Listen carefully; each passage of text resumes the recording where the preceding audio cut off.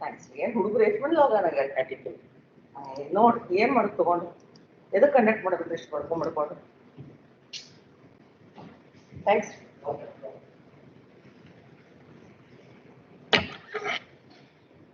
Hello. Good afternoon. Good afternoon, ma'am. Good afternoon. Good afternoon, ma'am. Very good afternoon. I will not take much time. It's one of your major practical which will come for main question for 20 marks.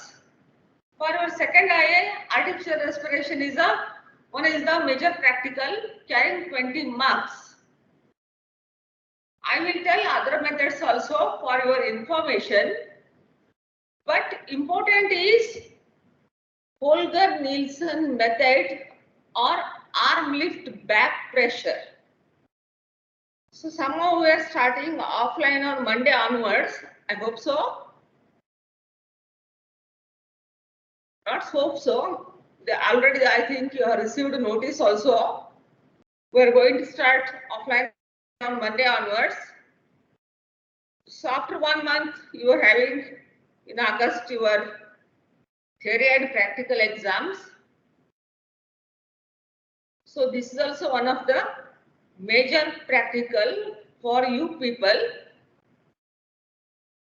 So today I will take initial lecture, we will demonstrate later on. So I'll start. So what I mean by artificial respiration or cardiopulmonary cerebral resuscitation. Cardiopulmonary cerebral resuscitation, that is a CPCR. Cardiopulmonary cerebral resuscitation is an emergency life-saving procedure. It is an emergency life-saving procedure. It is given as quickly as possible to a person presented with cardiorespiratory arrest. It is given as quickly as possible to a person presented with cardiorespiratory arrest. Cardiorespiratory arrest is defined as abrupt failure of the heart. Respiration are both to maintain an adequate cerebral circulation.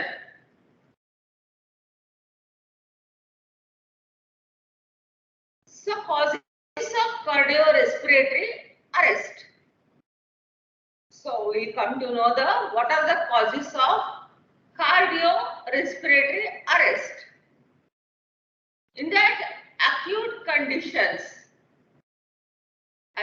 conditions, drowning, anaphylactic shock, coronary thrombosis, cardiac surgery, electrocution, poisoning with drugs, especially barbiturates, inhalation of poisonous gases like carbon monoxide, then head injury, overdose or hypersensitivity to general anesthetic agents or muscle relaxants. Example, curate. So next we will come to the first I told about acute conditions, then chronic conditions. Chronic lung disease, congestive heart failure, progressive obstruction to the airflow.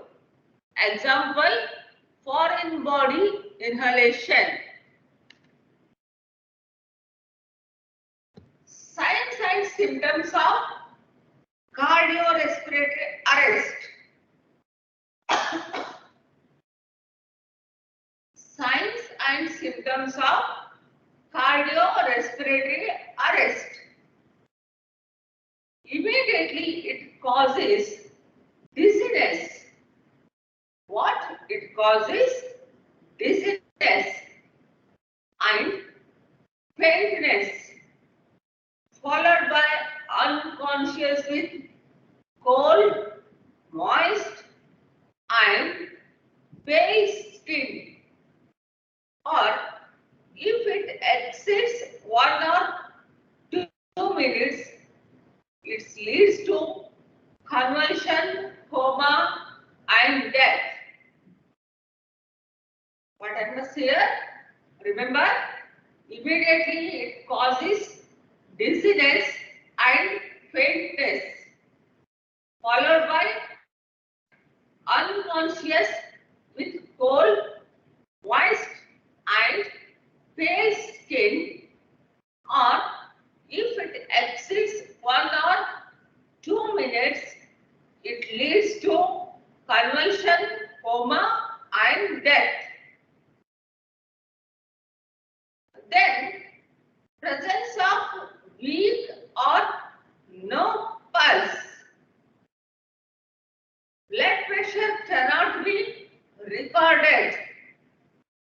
Dilatation of pupil due to increased sympathetic discharge. What are the first aid measures? Ensure that the airway is clean. Airway is clean. To remove mucus or other secretions from the air passage, a stick with cotton wrapped at one end can be used. Extend the neck.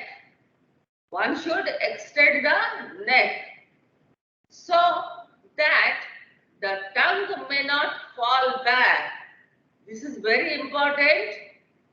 Extend the neck so that the tongue may not fall back and block the airway. All tight clothing such as tight collar should be loosened. In case of drowning, turn the patient upside down. Turn the patient upside down by holding his ankles so as to remove water. Also apply strong pressure on the abdomen. Procedure, that is a pulmonary resuscitation or artificial respiration. This is an important factor in resuscitation, and so it should be started as quickly as possible. This is an important factor in resuscitation, and so it should be started as quickly as possible. Administer pure oxygen if available. Carbon dioxide must not be given with oxygen, since patients with respiratory failure are already suffering from accumulation of carbon dioxide. Several methods are used to provide artificial respiration. So these are broadly divided into manual and mechanical methods. Two methods. Usually it will come in Viva as your table Viva during your question. What are the methods? Manual and mechanical methods. Manual methods, they are less effective than the mechanical methods, but are more useful because they are easy to perform. Do not need any apparatus. Can be employed by a learner as a first aid measure till medical services become available. These methods are emergency methods, manual methods, and there is no surrounding any medical services not available. So it is a first aid methods what you can do in manual methods. One should know these methods. You are going to become a doctor. So when patient is stable, you can shift to the hospital.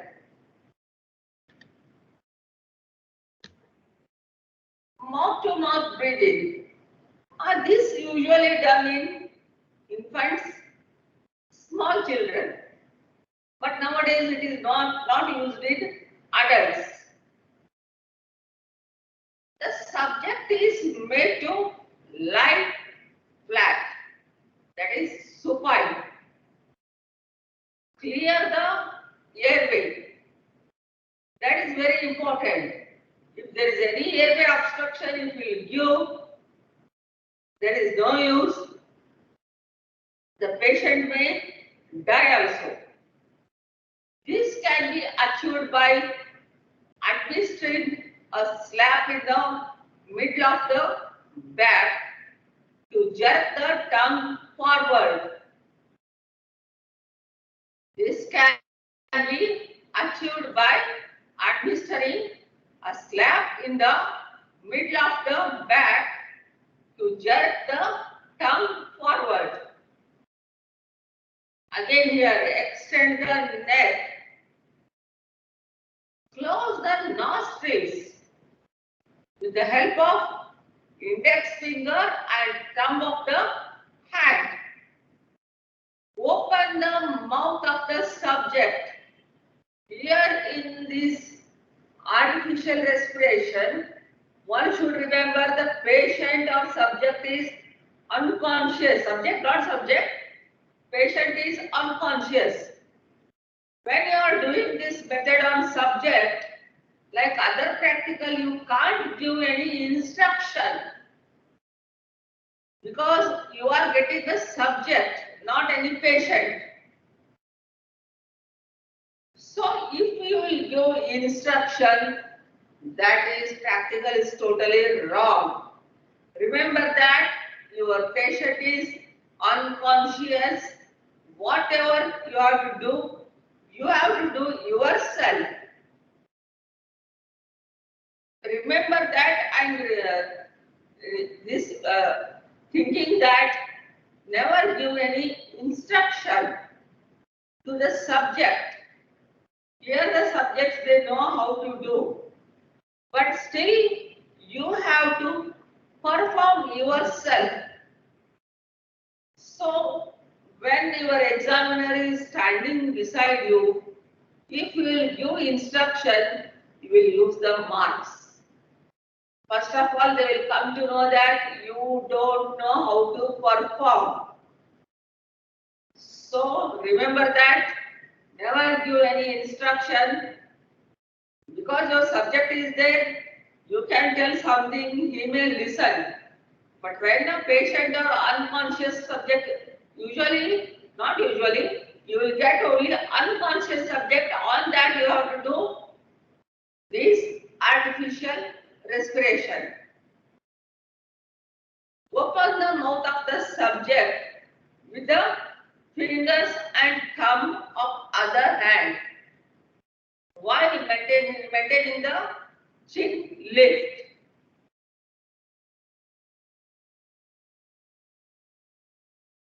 So here you can see open airway by lifting the chin slightly. So who is doing artificial respiration, that is the mouth-to-mouth breathing. Pinch nose and give 2 rescue breaths.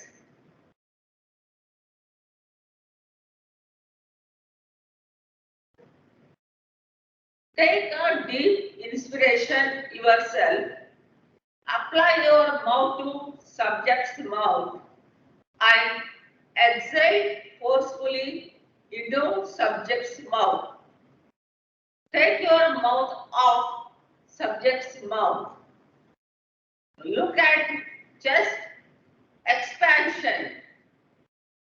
Watch for gastric distension. Allow the subject to breathe out. Feel the breathing, that is the breath coming out. Take your next breath. Maintain a rate of 10 to 12 breaths per minute.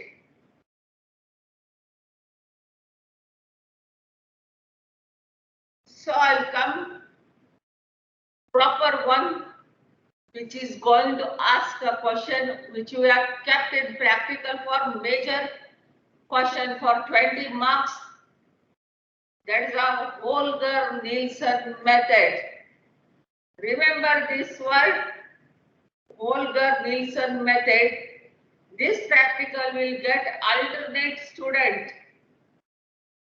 Alternate. We'll keep and we will give this practical to many students. So it is a very easy question. You can score very easily here because there is nothing to do too much here. Here, the subject is made to lie prone for better saliva drainage. The arms are already I told it's a back pressure arm lift method. BPAL, back pressure arm lift method. I'll tell steps. The subject is made to lie prone because for better for saliva drainage. The arms are abducted at the shoulders and elbows flexed. Remember theory part? The arms are abducted at the shoulder and elbows flexed. The head is turned to one side resting on the hands. So when you will get this practical, you will get a conscious subject, not unconscious here. Conscious subject, he will come and you will ask him to lie down. You lie down, someone will lie down. You have to make the all positions. You have to do these all things.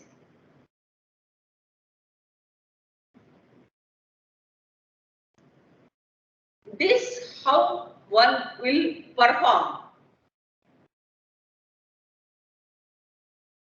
First, you should be comfortable. Remember that. You should be comfortable. So one should not be hesitate to sit properly. These are the position how we have to sit.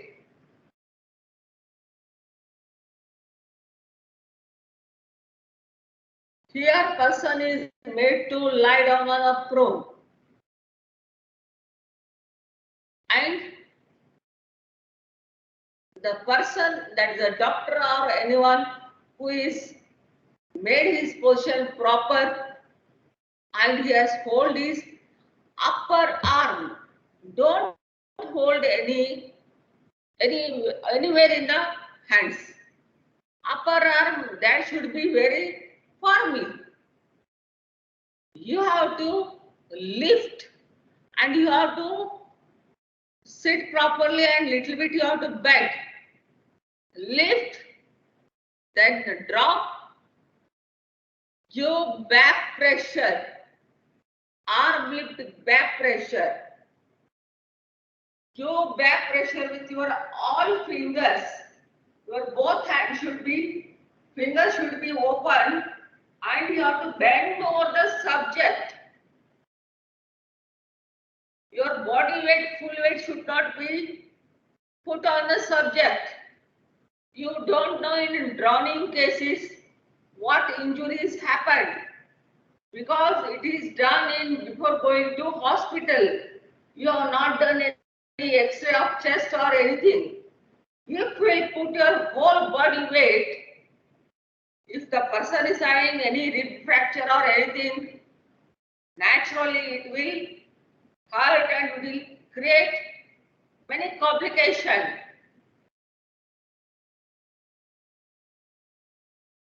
So in many books it is not given how much pounds pressure should be put.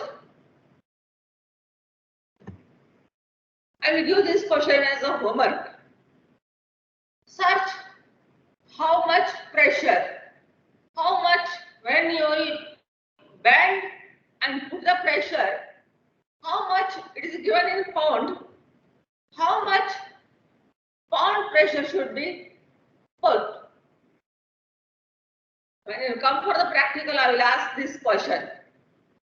If I will take this practical exam, I will ask 100% this question to you. Because your whole body weight cannot tolerate the subject. You can't put your whole body weight. Only your arm pressure. And then that will be how much? You can't go on pressing. Only once you have to press. And remove, again lift the arm, leave it, again do this procedure. So I will read the procedure. The operator kneels down with one knee near the subject's head. The subject's arms are held above the elbow. The operator gently straightens himself while raising the subject's arms until resistance is felt. During this maneuver, the thorax expands and interthorax pressure drops and inspiration takes place. The operator kneels down with one knee near the subject's head. The subject's arms are held just above the elbow. The operator gently straightens himself while raising the subject's arms until resistance is felt. During this maneuver, the thorax expands and interthoracic pressure drops and inspiration takes place. The subject's arms are gently dropped. The operator's hand and fingers spread apart are placed on the back of the subject, immediately below the scapula. The operator sways forward till his elbows are extended vertically above the subject. This procedure produces active expiration. That is the inspiration, this is the expiration. The whole cycle is repeated for 10 to 12 or 12 times per minute.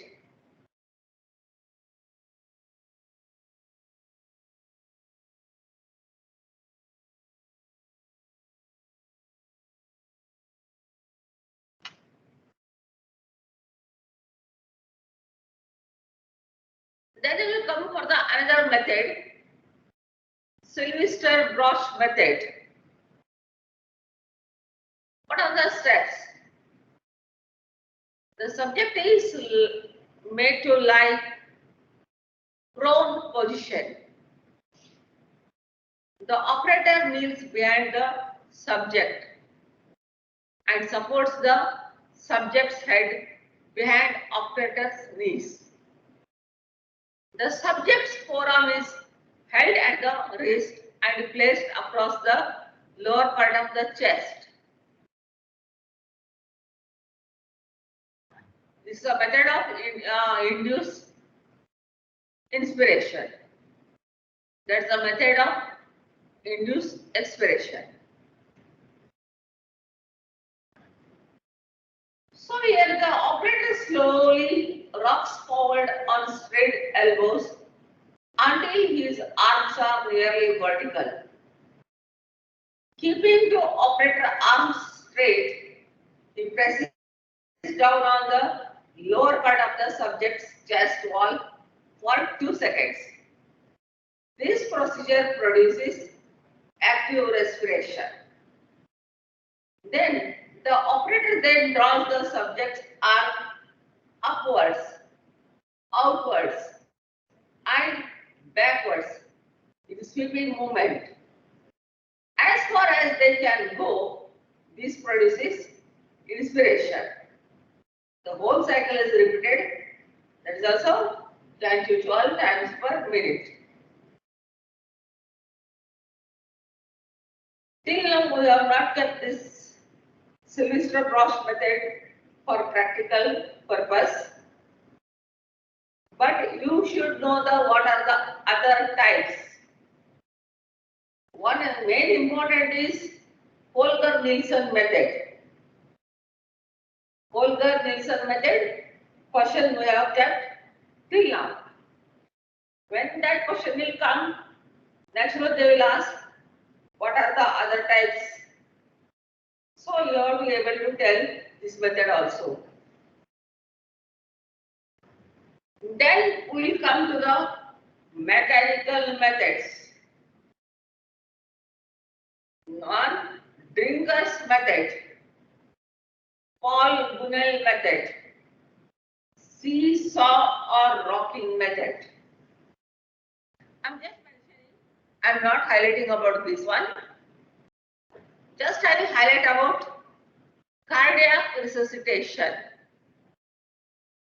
Cardiac resuscitation. In cardiac arrest, the heart stops either in systole or ventricular fibrillation. In cardiac arrest, the heart stops either in systole or ventricular fibrillation. A systole is revived by external cardiac massage, and ventricular fibrillation either by internal cardiac massage or by the use of an electric shock defibrillator.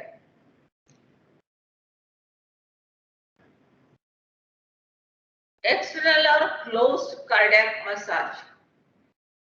So what is the principle? The heart is compressed between the sternum and vertebral column. It is then released so that circulation may be established and maintained. Methods of compression. Lie the subject supine on a firm and flat surface and kneel on his side with hip above the chest level. Uncover subject and identify intermemory line. Place the heel of one hand over the site of compression. at the junction of upper 2/3 and lower 1/3 of sternum.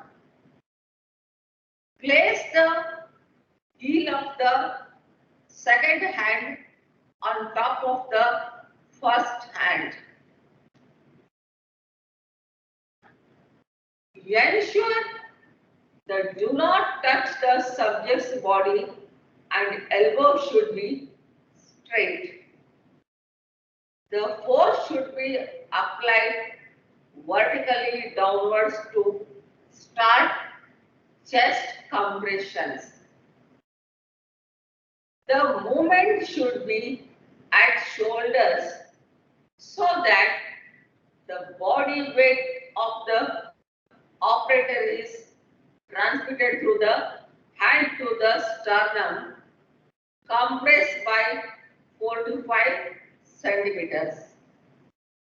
The movement should be at shoulders so that the body weight of the operator is transmitted through the hand to the sternum, compressed by 4 to 5 centimeters. Maintain a rate of 70 to 80 per minute. In infants, place the thumb over the middle of the sternum. Use thumb. The finger should support the back. Two fingers of the hand which press the sternum can also be used. Maintain a rate of 100 to 120 per minute. Compress by 2 to 3 centimeter.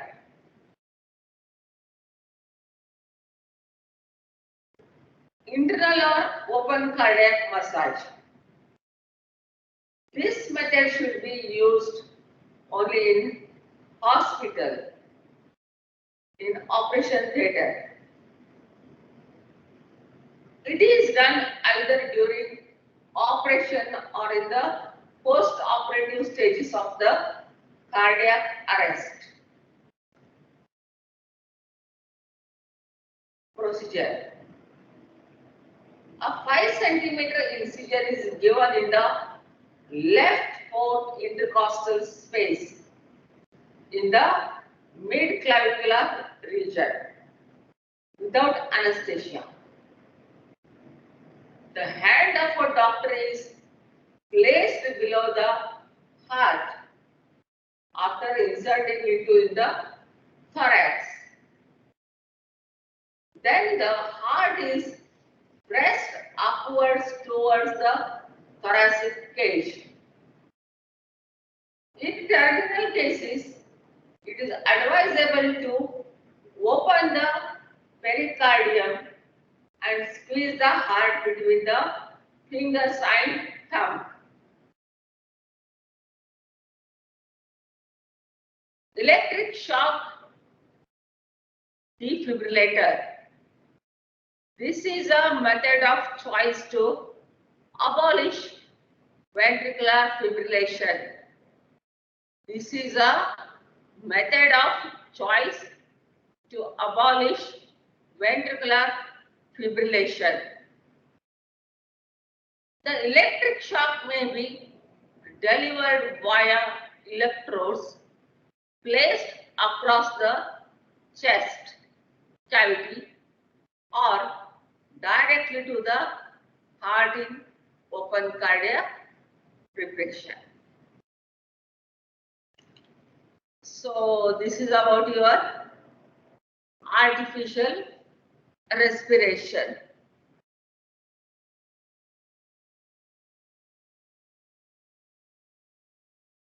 Hardly I took some 40 minutes, not even 40 minutes.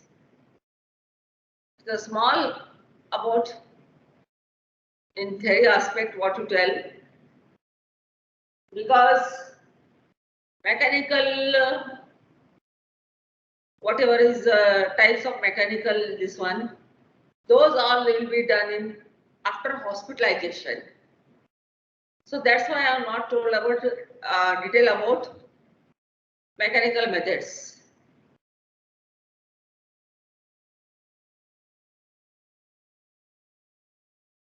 So main is Holger-Nielsen method. These mechanical methods, if you want, you can go through. I have referred A.K. Jain. He has given better than G.K. Pal. I won't say that you don't read G.K. Pal, but A.K. Jain has mentioned clear cut.